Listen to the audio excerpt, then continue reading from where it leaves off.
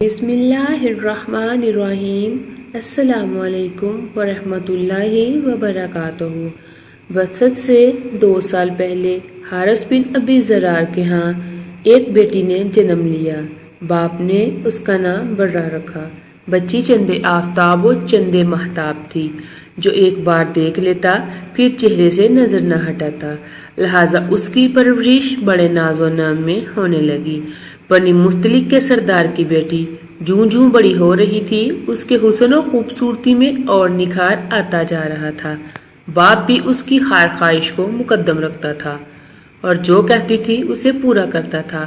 وقت بڑی تیزی سے برہ کو بلوغت کی سرحدوں کے قریب لے جا رہا تھا، اور پھر ایک دن بلوغت کی سرحد پر پہنچ گئی تو اس کے بیاہ کی فکر دامنگیر ہو گئی۔ برہ اس قابل ہو گئی ہے کہ اس کی شادی کر دی جائے۔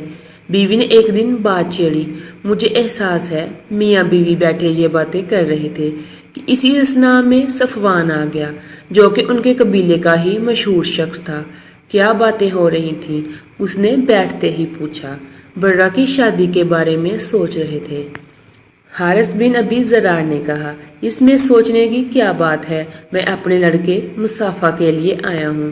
صفوان نے کہا تو دونوں میاں بیوی ایک دوسرے کی طرف دیکھ کر مسکرائے، جیسے انہوں نے صفوان کی اس تجویز کو پسند کیا ہو، اور پھر رشتہ طے ہو گیا اور جلد ہی مصافہ اور برہ کی آپس میں شادی ہو گئی۔ مصافہ اور برہ بڑی خوشگوار زندگی بسر کر رہے تھے۔ ایک دن برہ اپنی خوابگاہ میں آرام کر رہی تھی۔ چاند آسمان کے پہنائیوں میں مہو خرام تھا، ہر سو خاموشی محیط تھی۔ عالم خواب میں کیا دیکھتی ہے کہ یثرب کی طرف سے چاند چلتا آ رہا ہے، یہاں تک کہ وہ میری آغوش میں اتر آیا ہے۔ خواب دیکھنے کے بعد فوراً آنکھ کھل گئی اور اس پر غور کرنے لگی، اس کی کیا تدبیر ہو سکتی ہے۔ آپ سوچنے لگی اور پھر ان کے کانوں میں قبیلے کے کئی لوگوں کی آوازیں گونجنے لگی۔ محمد بن عبداللہ صلی اللہ علیہ وآلہ وسلم کا دین روز افزوں پھیلتا جا رہا ہے۔ جو ایک بار حلقہ اسلام میں داخل ہوتا ہے پھر اس پر مر مٹتا ہے۔ حضور صلی اللہ علیہ وآلہ وسلم کے غلاموں اور عاشقوں کی مثل دنیا دیا۔ حارث بن ابی زرار اور مصافہ اسلام کے سخت مخالف تھے۔ ان کو اسلام کا پھیلنا ایک آنکھ نہ باتا تھا، لہٰذا حارث بن ابی زرار نے مدینہ پر یلغار کی نیت سے تیاریاں شروع کر دی۔ 2 شعبان 5 ہجری کو اسلامی لشکر بنی مستلق کی طرف سے روانہ ہوا، جو مدینہ منورہ سے 9 منزل پر ہے۔ اس لشکر میں 1000 مجاہدین مہاجرین کا جھنڈا حضرت صدیق اکبر اور انصار کا علم حضرت سعد بن عبادہ رضی اللہ تعالی عنہ کو عطا فرمایا۔ اس غزوہ میں حضور اکرم صلی اللہ علیہ وآلہ وسلم کے ہمراہ امہات المومنین حضرت عائشہ صدیقہ رضی اللہ تعالی عنہا اور حضرت ام سلمہ رضی اللہ تعالی عنہا بھی تھیں۔ ادھر حارث بن ابی زرار کو بھی اطلاع مل گئی تھی کہ اسلامی لشکر چل پڑا ہے، اور یہ بھی پتہ چل گیا تھا کہ اس کا جاسوس قتل کر دیا گیا تھا، جسے اس نے رسول اللہ صلی اللہ علیہ وسلم کی خبر لانے کے لیے بھیجا تھا۔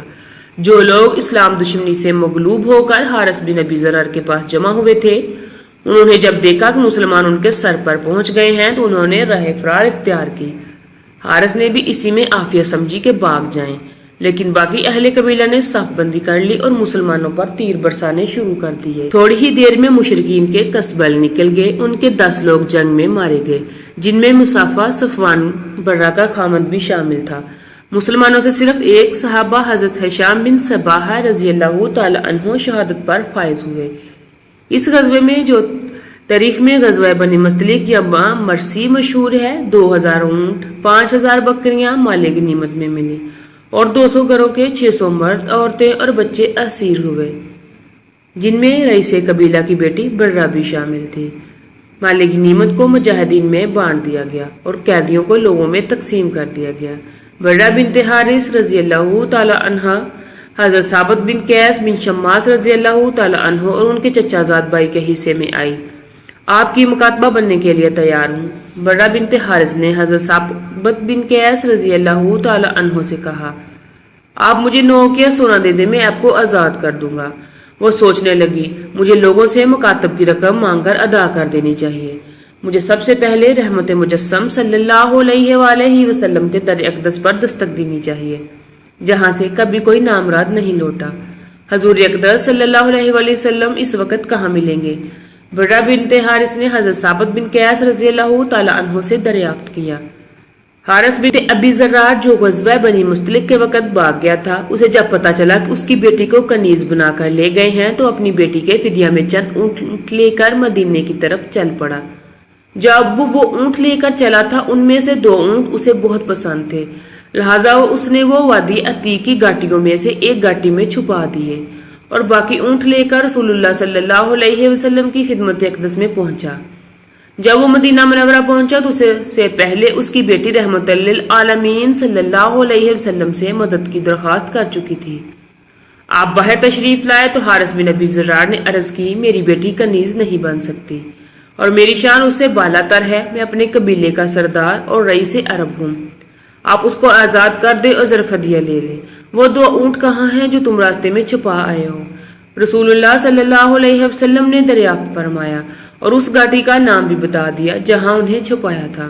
آپ کو کس نے اطلاع دی؟ بے شک آپ رسول صلی اللہ علیہ وسلم ہیں، حارث بن ذرار نے کہا اور مسلمان ہو گیا۔ برہ بنت حارث جب آزاد ہوگی تو انہوں نے حضور صلی اللہ علیہ وآلہ وسلم کی خدمت عالیہ میں رہنے کو فوقیت دی اور والد کے ساتھ جانے سے انکار کر دیا۔ جب رسول اللہ صلی اللہ علیہ وسلم کو علم ہوا تو آپ صلی اللہ علیہ وسلم نے حارث بن ابی ذرار رضی اللہ تعالی عنہ کو برہ سے نکاح کا پیغام بھیج دیا، جو انہوں نے بصدق خوشی قبول کر لیا۔ حضور اکرم صلی اللہ علیہ وسلم نے حضرت برہ رضی اللہ تعالی عنہ کے قبیلے کے 40 غلام بھی آزاد کر دیے۔ آپ نے برہ کا نام بدل کر جویریہ رکھ دیا اور اس طرح حضرت جویریہ رضی اللہ تعالی عنہ کا وہ خواب سچا ثابت ہوا جو انہوں نے کئی سال پہلے دیکھا تھا کہ یہ یثرب سے چلتا ہوا چاند ان کی آغوش میں آ گیا ہے، اور جو تعبیر انہوں نے اس وقت نکالی تھی وہی نکلی۔ برہ کا مطلب نیکی و احسان ہے، لیکن اس لفظ کے استعمال سے منفی معنی بھی نکلتے ہیں۔ وہ قول حضرت برہ عازب رضی اللہ تعالیٰ عنہ، حضور اکرم صلی اللہ علیہ وسلم اس نام کو مکروہ جانتے تھے اور اسی بنا پر برہ کا نام بدل کر جویریہ رضی اللہ تعالیٰ عنہ رکھ دیا گیا۔ جب لوگوں کو علم ہوا کہ آقا نامدار صلی اللہ علیہ وآلہ وسلم نے حضرت جویریہ بنت حارث رضی اللہ تعالیٰ عنہ سے شادی کر لی ہے تو لوگ بولے کہ رسول اللہ صلی اللہ علیہ وسلم کے سسرال والے غلام بنائے جائیں، ہرگز نہیں، یہ محبت کے منافی ہے۔ حضرت عائشہ صدیقہ رضی اللہ تعالیٰ عنہ فرماتی ہیں، میں نے کسی عورت کو جویریہ رضی اللہ تعالیٰ عنہ سے بڑھ کر اپنی قوم کے حق میں مبارک نہیں دیکھا۔ ان کے سبب قوم مستلق کے تمام امیر گرانے آزاد کر دیے گئے۔ امیر المومنین حضرت جویریہ بنت حارث رضی اللہ تعالیٰ عنہ کے تمام بہن بھائی اور والد دولت اسلام سے مالا مال ہو گئے۔ حضرت جویریہ رضی اللہ تعالیٰ عنہ کے لیے مسجد نبوی کے قریب ہی امہات المومنین کے دوسرے حجرات سے متصل ایک حجرہ تعمیر کروایا گیا تھا۔ بقول ابن سعد اس کے دیواریں کچی اینٹوں کی اور چھت کھجوروں کی شاخوں سے بنائی گئی تھی جسے گارے سے لیپ دیا گیا تھا۔ دروازے پر اونی ٹاٹ کا پردہ تھا، اس کا طول 3 ہاتھ اور عرض 1 ہاتھ تھا۔ ایک دن رحمت للعالمین صلی اللہ علیہ وسلم وہاں موجود تھے تو حضرت جویریہ رضی اللہ تعالیٰ عنہ نے عرض کی، یا رسول اللہ صلی اللہ علیہ وآلہ وسلم، آپ کی دوسری عورتیں مجھ پر فخر کرتی ہیں۔ کیا جب انہوں نے بتایا تو آپ صلی اللہ علیہ وسلم نے فرمایا، کیا میں نے تمہارے مہر میں بڑی رقم ادا نہیں کی؟ کیا میں نے تمہاری قوم کے 40 غلام آزاد نہیں کیے؟ حضرت عائشہ صدیقہ رضی اللہ تعالیٰ عنہ فرماتی ہیں، یہ رضی اللہ تعالیٰ عنہ بڑی شیریں موضوع، اندام ملی اور صاحب حسن جمال عورت کو جو کوئی دیکھتا فریفتہ ہو جاتا تھا۔ ظاہری حسن و جمال کے علاوہ آپ باطنی حسن سے بھی مالا مال تھیں، بڑی زاہدہ، راست باز، عبادت گزار، قناعت پسند، مجسمہ صبر و رضا، بردباد، حلیم، جود و سخا، انکساری، اثار و اخلاص اور ذکر و تلاوت میں یکتا تھی۔ سب خوبیاں رسول اللہ صلی اللہ علیہ وآلہ وسلم کی بدولت اور تعلق سے نکھر کر ابری تھی۔ اہل اسیر بیان کرتے ہیں کہ ایک دن حبیب خدا صلی اللہ علیہ وسلم نماز فجر کے بعد سیدھے حضرت جویریہ رضی اللہ تعالیٰ عنہ کے پاس سے باہر تشریف لائے تو اس وقت وہ اپنے مسلح پر بیٹھی مشغول عبادت تھی۔ صلی اللہ علیہ وآلہ وسلم چاشت کے وقت ان کے پاس تشریف لائے تو ان کو مسلح پر بیٹھے پایا تو فرمایا، جب سے باہر گیا ہوں اس وقت سے تم اسی جگہ یوں ہی بیٹھی ہو؟ عرض کی، جی۔ رسول اللہ صلی اللہ علیہ وسلم نے زوجہ محترمہ کی بات سنی تو ارشاد فرمایا، جس وقت سے میں تمہارے پاس سے گیا ہوں اب تک 4 کلمے میں نے پڑھے ہیں، اگر ان کو ان کے ساتھ موازنہ کیا جائے جو تم نے اب تک پڑھے ہیں تو یقیناً 4 کلمے وزنی ہوں گے۔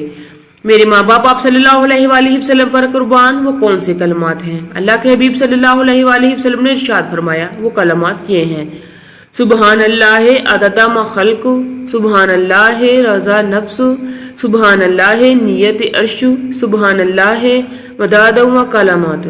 بتانے کا مقصد یہ تھا کہ اپنے ذکر میں ان کلمات کو بھی شامل کر لیں۔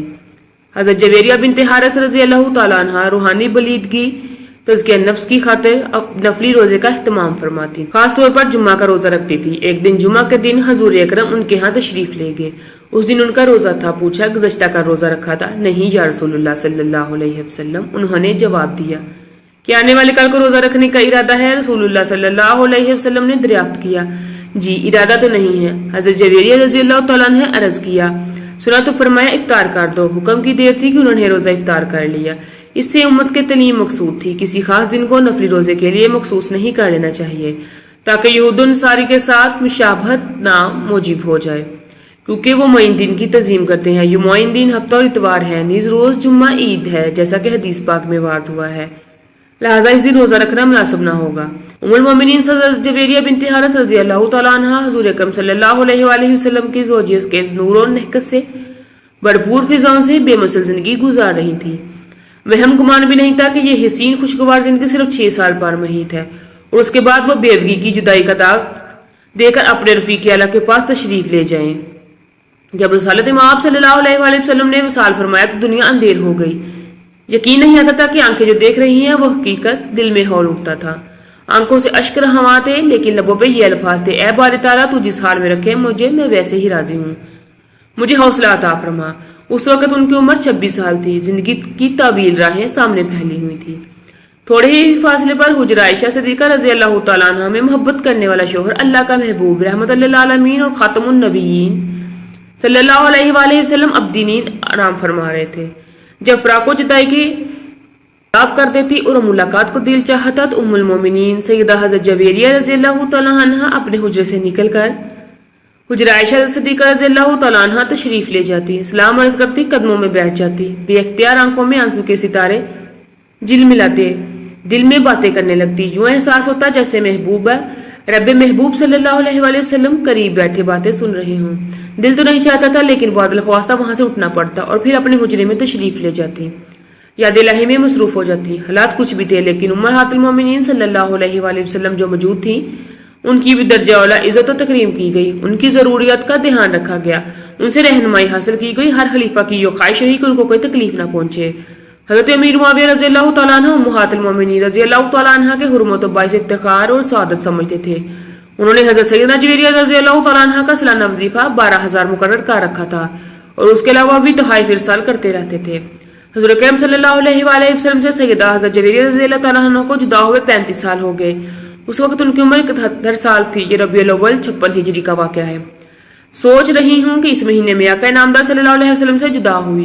یہاں پر پہنچ کر ان کی سوچیں گہری ہو گئی۔ محبت اور اتباع کی یہ بھی تو صورت ہے کہ اس مہینے بلاوا آ جائے اور پھر وہ بلاوا آیا تو جدائی کے بعد اب اصل کا وقت آ گیا تھا۔ آپ رضی اللہ تعالیٰ عنہ پہلے سے تیار تھیں اور پھر روح کفس انصری سے پرواز کر گئی۔ ان دنوں حضرت امیر معاویہ رضی اللہ تعالیٰ عنہ کی طرف سے مدینہ منورہ میں مروان بن حاکم تھا۔ انہوں نے ام المومنین سیدہ حضرت جویریہ بنت حارث رضی اللہ تعالیٰ عنہ کی نماز جنازہ پڑھائی اور جنت البقیع میں دفن ہو گئیں۔ اللہ پاک ہمیں نیکوکاروں میں شامل فرمائے اور ہمارا خاتمہ بالخیر فرمائے، آمین۔